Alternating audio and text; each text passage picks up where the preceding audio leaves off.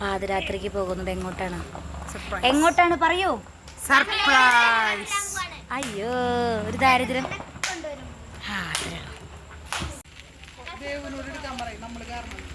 ഒരു സർപ്രൈസ് കൊടുക്കാൻ പോവാ അല്ലേ?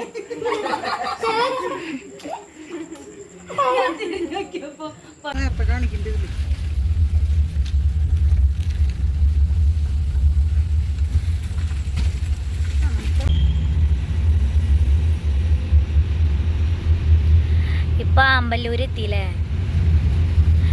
നല്ല ബ്ലോക്ക് ഉണ്ട് കേട്ടോ. അപ്പുറത്തെ സൈഡൊക്കെ നിറയെ ബ്ലോക്കാ. അയ്യോ ഈ ഭാഗം ബ്ലോക്ക് ഇല്ല അല്ലേ? രക്ഷപ്പെട്ടു. സിഗ്നലാന്നുണ്ടല്ലേ? 2 ട്രക്കുകളുടെ ഇടയിലാണ് ഇപ്പൊ നമ്മള്.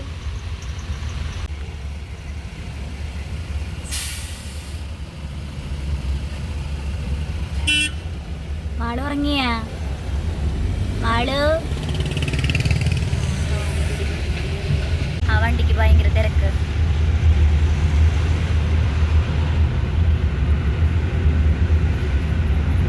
തിരക്കുള്ളവരൊക്കെ പോട്ടെ.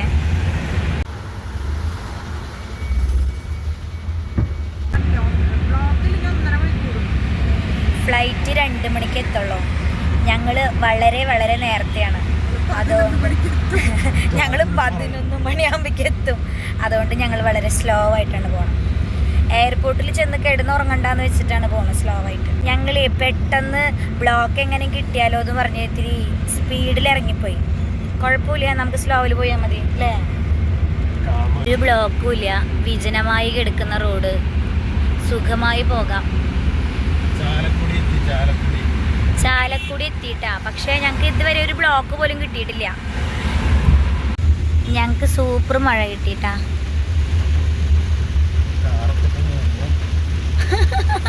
സൂപ്പർ മഴ.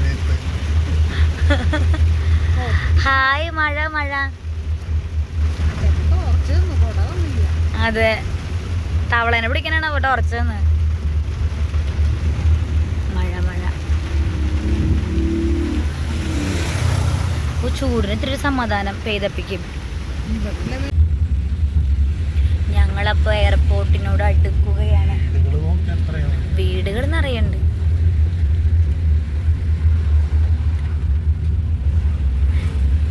സമയം 11:15 കഴിഞ്ഞിട്ടുള്ളൂട്ടാ.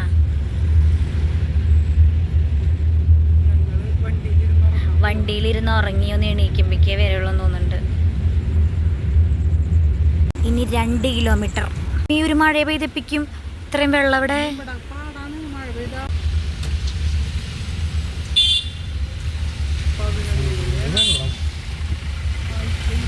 ഫുള്ള് വെള്ളം. ഇത്രയും മഴ. ഒന്നാമത് തന്നെ വെള്ളം പോവാൻ സ്ഥലമില്ല ഇവിടെ. അതാണ് മെയിൻ.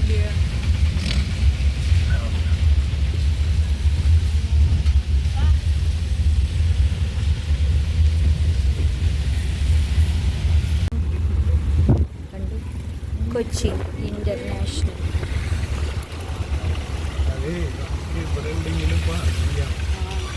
അതിനൊക്കെ ഈ എയർപോർട്ട് എത്തി. നല്ല മഴയുണ്ട്.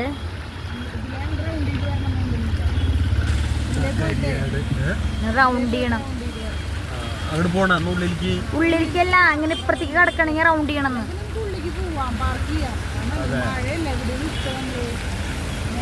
സമയം എത്ര?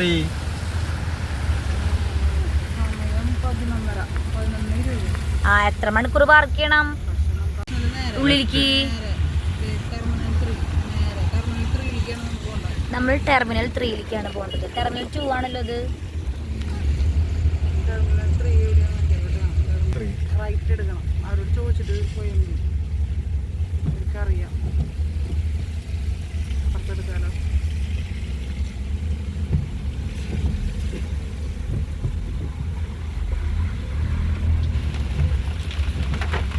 എന്ത് സംഭവം? കടന്നു കടന്നു കടന്നു. ടെർമിനൽ 3 നോക്ക്. അങ്ങോട്ട് എടുക്കണ്ടല്ലോ.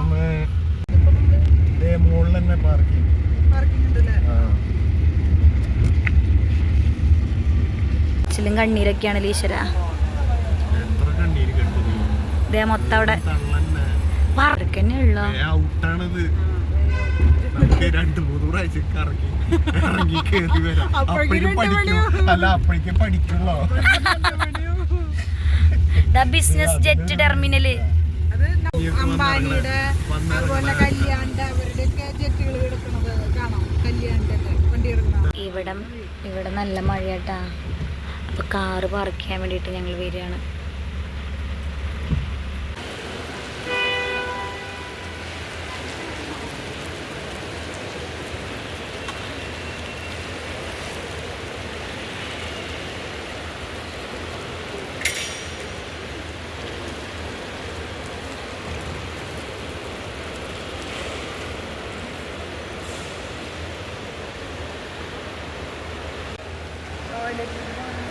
ഞങ്ങൾ രാത്രി 12 മണിക്ക് എയർപോർട്ടിൽ കിടന്ന് ചുറ്റുകയാണ്.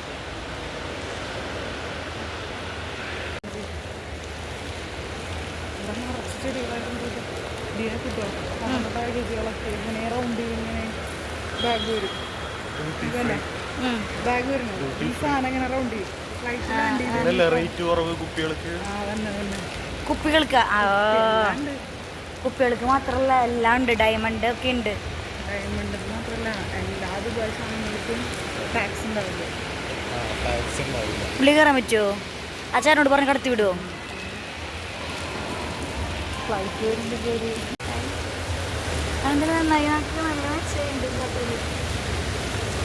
ഞങ്ങൾ രണ്ടും റോസ്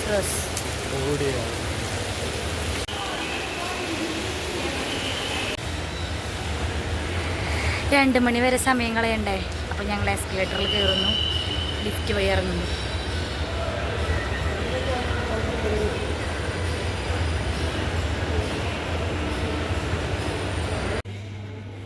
ഞങ്ങളങ്ങനെ വ്യൂവേഴ്സ് ഗാലറി എടുത്തിട്ട് ഉള്ളിൽ കയറി. ഗാലറിയിൽ കയറിയിരുന്നു കഴിഞ്ഞാൽ കുറേ ഫ്ലൈറ്റ് ടേക്ക് ഓഫും കാണാം, അറൈവലും കാണാം. അങ്ങനെയൊക്കെയുള്ള ഒരുപാട് ശുഭപ്രതീക്ഷയിൽ കയറിയിരുന്നതാട്ടാ. ടിക്കറ്റും എടുത്ത് കയറിയിരുന്നപ്പോൾ ഇത്രയും ഞങ്ങൾ ചതിക്കപ്പെടുന്നു വിചാരിച്ചില്ല. അതിലൊരെണ്ണം മണിക്കൂർ കണക്കിന് അനങ്ങാണ്ട് കിടക്കുകയായിരുന്നു കേട്ടോ. സത്യം പറഞ്ഞാൽ വേറെ ഒന്നുമില്ല, ഈ യുദ്ധവും കാര്യങ്ങളൊക്കെ കാരണം ഒരുപാട് ഫ്ലൈറ്റ് ക്യാൻസലായിട്ടുണ്ട്. ആ ഫ്ലൈറ്റ് ബോർഡിലൊക്കെ എഴുതി കാണിക്കുന്നുണ്ടായിരുന്നു cancelled, IndiGo cancelled, Air India cancel ഉണ്ട്.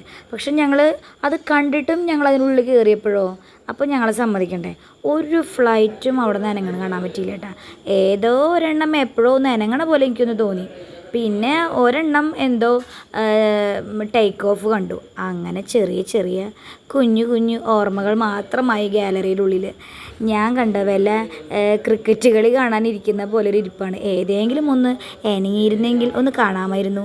ഒന്നാമത്തെ കാര്യം രാത്രി ആയതുകൊണ്ട് അത്രയ്ക്ക് വൃത്തിയൊന്നും ഉണ്ടായിരുന്നില്ല. പിന്നെ മഴ പെയ്ത് ഗ്ലാസ്സിലൊക്കെ ചെറുതായിട്ട് മഴത്തുള്ളികളും കാര്യങ്ങളൊക്കെ വന്നതുകൊണ്ട് അത്രയ്ക്കും വൃത്തിയായിട്ട് നമുക്കൊന്നും കാണാൻ പറ്റുന്നുണ്ടായിരുന്നില്ല കേട്ടോ.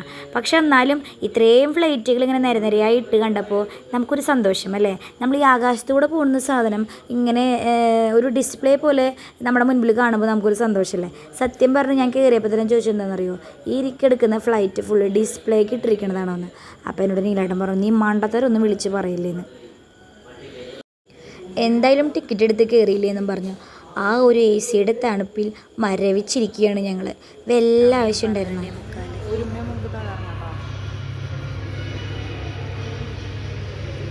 AC-യിലിരുന്ന് തണുത്ത് വിറച്ചുകൊണ്ടിരിക്കും.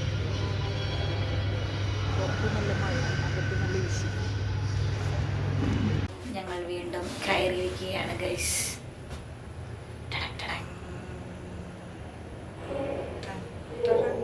ഇനി ഞങ്ങൾ വീണ്ടും എസ്കലേറ്ററിൽ കയറുന്നു, ലിഫ്റ്റിൽ ഇറങ്ങുന്നു. അങ്ങനെ ഞങ്ങൾക്ക് 1:45 വരെ ഞങ്ങളിങ്ങനെ സമയം കളയുന്നതാണ്.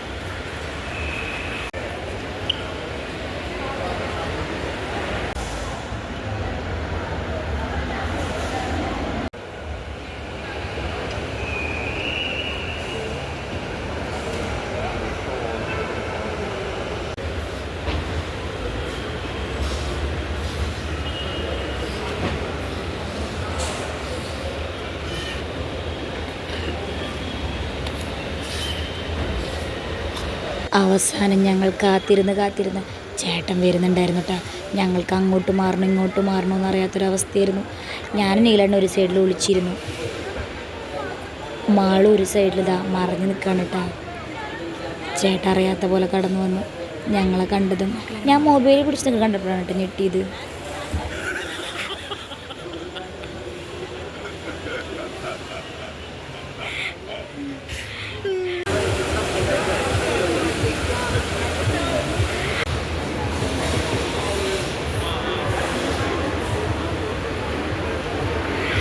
അവസാനം ഞങ്ങൾ സർപ്രൈസും കൊടുത്ത് എല്ലാം വാരിക്കെട്ടി വീട്ടിലോട്ട് തിരിച്ചു.